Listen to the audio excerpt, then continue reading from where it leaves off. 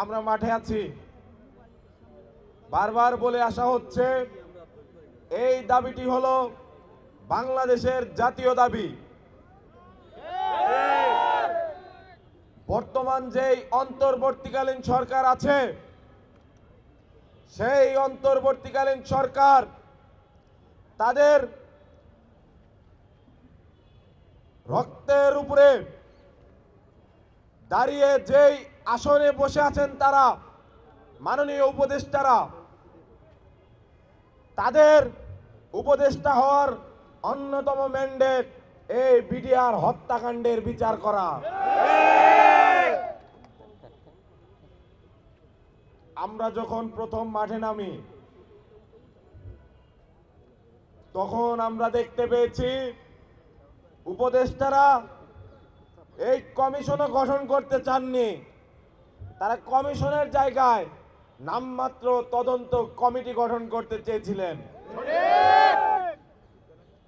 আমরা দেখলাম দাবির মুখে পড়ে তারা একটি কমিশন গঠন করে দিলেন।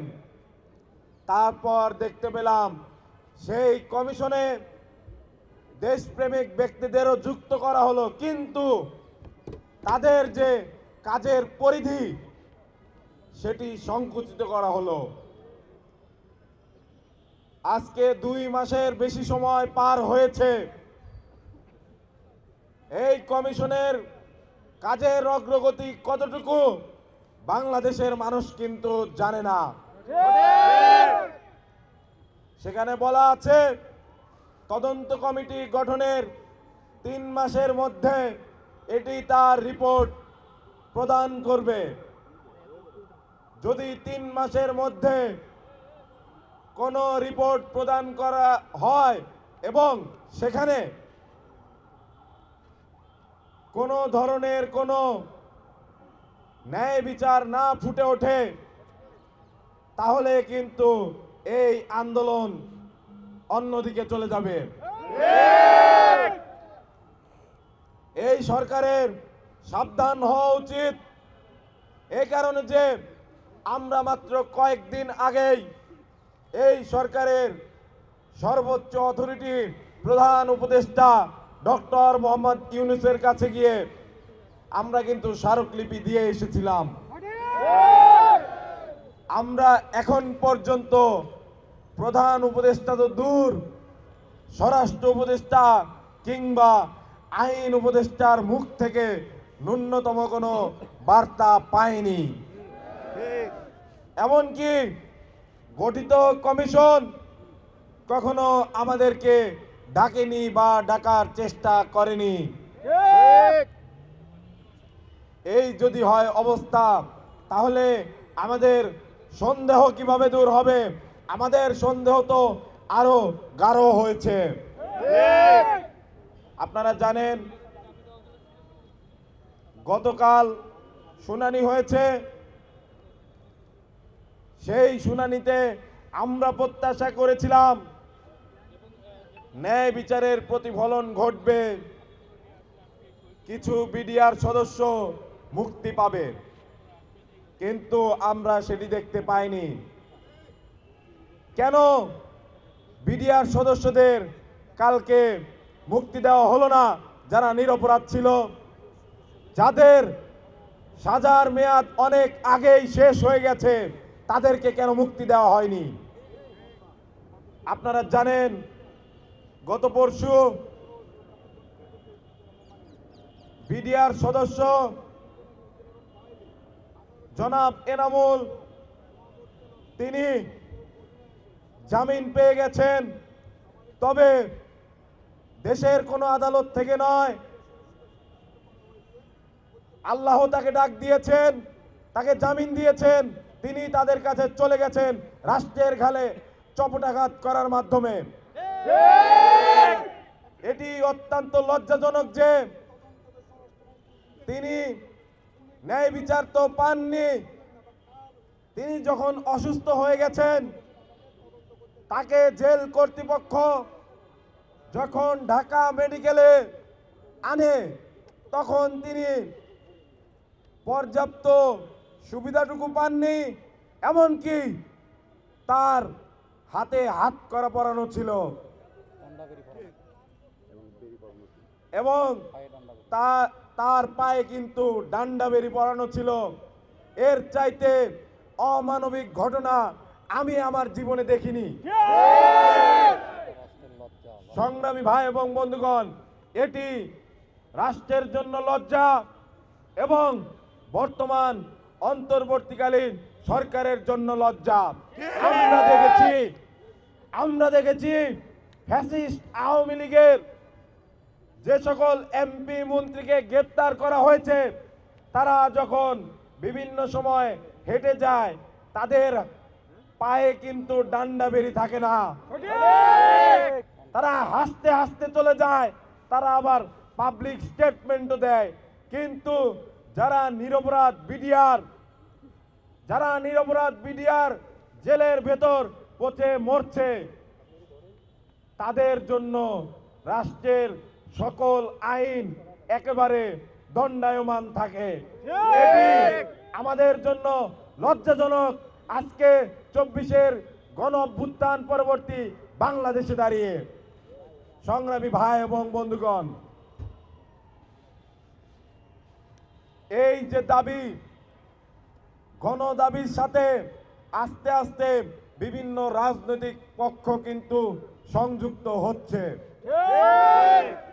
যদি সরকার দ্রুততম সময়ের মধ্যে এই দাবি দাওয়াগুলো মেনে না নেয়, তাহলে কিন্তু আন্দোলন তীব্র থেকে তীব্রতর হবে এবং এই উপদেষ্টাদের গদিতে টান পড়ে যাবে। উপদেষ্টাদের পরিষ্কার করতে হবে তাদের উপরে বাইরের কোনো চাপ আছে কিনা, যার কারণে তারা সিদ্ধান্ত নিতে পারছে না। আমরা জানি 2009 সালে যে পিলখানা হত্যাকাণ্ড ঘটেছিল, এই হত্যাকাণ্ডের মাধ্যমে দুটি স্বাধীন সার্বভৌম বাহিনীকে মুখোমুখি দাঁড় করানো হয়েছিল এবং এর মাধ্যমে বাংলাদেশের যে স্বাধীনতা সার্বভৌমত্ব সেটিকে প্রশ্নবিদ্ধ করার চেষ্টা করা হয়েছে। পুরো বিচার প্রক্রিয়া হাসিনা আমলে প্রশ্নবিদ্ধ ছিল। এইখানে হাসিনার সহযোগী হিসেবে তাপস নানকের মতো অপরাধী যুক্ত ছিল, তারা বিভিন্নভাবে উস্কে দেওয়ার চেষ্টা করেছে। কিন্তু আমরা দেখতে পাচ্ছি এখনো কোথাও তাদের কোনো নামগন্ধ নেই। এই বিডিআর হত্যাকাণ্ডের সাথে তাদের কোনো নামগন্ধ নেই। তাহলে কেমন তদন্ত হচ্ছে এটি আমাদের জানার খুব ইচ্ছা। আপনারা জানেন আমরা রাজপথে ছিলাম, আমরা রাজপথে আছি এবং দাবি আদায় না হওয়া পর্যন্ত রাজপথে থাকবো ইনশাল্লাহ। যে সকল বিডিআর সদস্য অন্যায়ভাবে চাকরিচ্যুত হয়েছেন তাদেরকে অতি দ্রুত সময়ের মধ্যে রাষ্ট্রীয় মর্যাদা সহ চাকরিতে পুনর্বহাল করতে হবে। এটি তাদের হক, এটি আদায় করতে হবে। এছাড়াও ওই সময়ে যারা সেনাবাহিনীর সদস্য চাকরিচ্যুত হয়েছেন অন্যায়ভাবে, তাদেরকেও চাকরিতে পুনর্বহাল করতে হবে। কারণ হাসিনা বেছে বেছে দেশপ্রেমিক অফিসারদেরকে চাকরিচ্যুত করেছে, কারণ তারা যদি থাকে তাহলে তার গদি নড়ে উঠত। সংগ্রামী ভাই এবং বন্ধুগণ, আমি আমার বক্তব্য দীর্ঘায়িত করব না। আমি পিলখানা হত্যাকাণ্ডে প্রহসনের বিচারে সকল শহীদ পরিবার, চাকরিচ্যুত ও ক্ষতিগ্রস্ত বিডিআর এবং নিরপরাধ জেলবন্দি বিডিআর সদস্যদের এবং তাদের পরিবারের যে দাবিগুলো সেগুলো পাঠ করব, তারপর আমরা পরবর্তী কর্মসূচির দিক নির্দেশনা দেব। দাবিগুলো হলো: 1,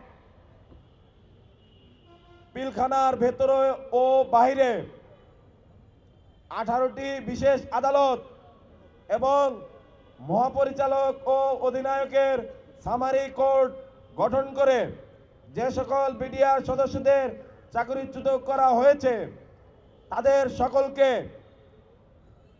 চাকরিতে পুনর্বহাল করতে হবে। এছাড়াও 76তম যে ব্যাচ আছে তাদের সাথে কোনো অন্যায় করে থাকলে সেটিরও ব্যবস্থা নিতে হবে। এদের সকলকে ক্ষতিপূরণ ও রাষ্ট্রীয় সুযোগ সুবিধা নিশ্চিত করতে হবে।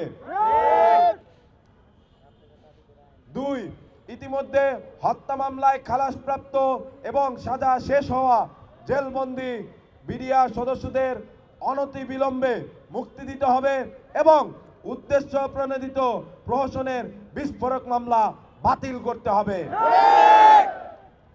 3, গঠিত কমিশন স্বাধীন ও নিরপেক্ষভাবে কাজ করার জন্য প্রজ্ঞাপনে উল্লেখিত ব্যতীত শব্দ এবং কার্যপরিধির 2-9 ধারা বাদ দিতে হবে। একই সাথে তদন্ত কমিশনের প্রধানকে আপিল বিভাগের বিচারপতির পদমর্যাদা দিতে হবে এবং স্বাধীন তদন্ত রিপোর্ট সাপেক্ষে অন্যায়ভাবে দণ্ডিত সর্বপ্রকার নিরপরাধ বিডিআর সদস্যদের মুক্তি দিতে হবে এবং পিলখানা হত্যাকাণ্ডের সঠিক কারণ উদ্ঘাটন, মূল ষড়যন্ত্রকারী ও হত্যাকারীদের চিহ্নিত করে দৃষ্টান্তমূলক শাস্তির আওতায় আনতে হবে।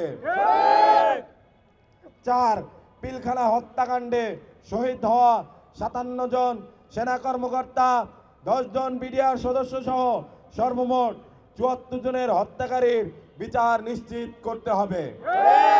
একই সাথে জেলের ভেতরে মারা যাওয়া প্রত্যেক বিডিআর সদস্যের মৃত্যুর সঠিক কারণ উন্মোচন করতে হবে। অস্বাভাবিক মৃত্যু হয়ে থাকলে দায়ী সকলকে বিচারের আওতায় আনতে হবে। 5, পিলখানা হত্যাকাণ্ডে অন্যায়ভাবে চাকরিচ্যুত সেনা কর্মকর্তাদের পুনর্বাসন করতে হবে। 6, সকল শহীদ সেনা কর্মকর্তাদের লাশ পুনর্তদন্তের মাধ্যমে সঠিকভাবে শনাক্ত করার ব্যবস্থা করতে হবে। 7, স্বাধীনতা সার্বভৌমত্বের গৌরবোজ্জ্বল ইতিহাস ধারণকারী বিডিআর নাম ফিরিয়ে আনতে হবে। 8, পিলখানা হত্যাকাণ্ডে সকল শহীদের স্মরণে জাতীয় দিবস ঘোষণা করতে হবে এবং শহীদ পরিবারের সর্বপ্রকার নিরাপত্তা নিশ্চিত করতে হবে। আপনারা কি এই দাবি দাওয়াগুলোর সাথে একমত? আপনারা কি একমত? সংগ্রামী ভাই এবং বন্ধুগণ, তাহলে আমরা দাবি আদায় না হওয়া পর্যন্ত মাঠ ছেড়ে যাচ্ছি না ইনশাআল্লাহ।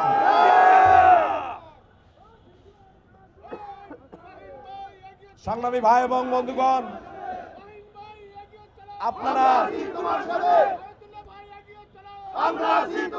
আপনারা দেশের বিভিন্ন প্রান্ত থেকে আজকে কেন্দ্রীয় শহীদ মিনার প্রাঙ্গণে এসেছেন, এর আগেও এখানে এসেছেন। আমরা বিভিন্ন সময়ে বিভিন্নভাবে সরকারের দৃষ্টি আকর্ষণ করার চেষ্টা করেছি।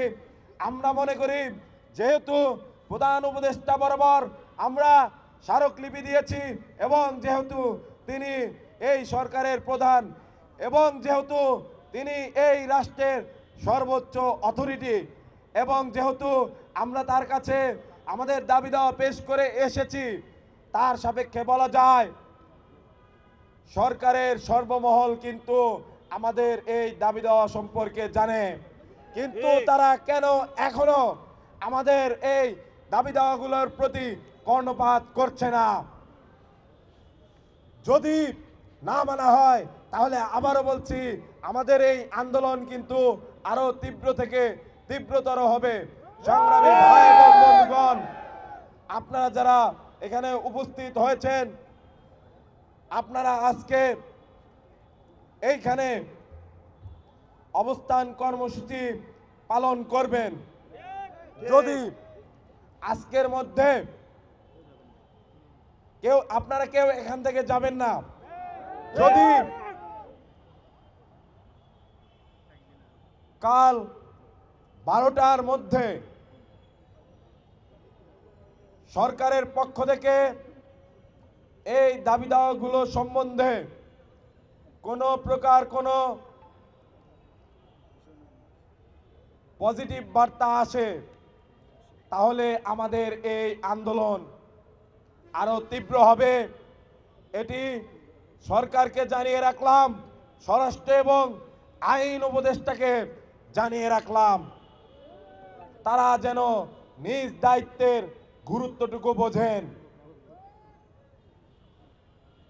আমি আমার বক্তব্য এখানেই শেষ করছি। আপনারা এখানে অবস্থান করুন। 12টার মধ্যে যদি কোনো প্রকারের কোনো বার্তা না আসে, তাহলে কাল 12টার পরে আমরা পরবর্তী কর্মসূচি ঘোষণা করব। ততক্ষণ পর্যন্ত আপনাদের এইখানে অবস্থান করার জন্য অনুরোধ করা যাচ্ছে। ধন্যবাদ সকলকে। ইনকিলাব জিন্দাবাদ। বিডিআর না বিজেপি।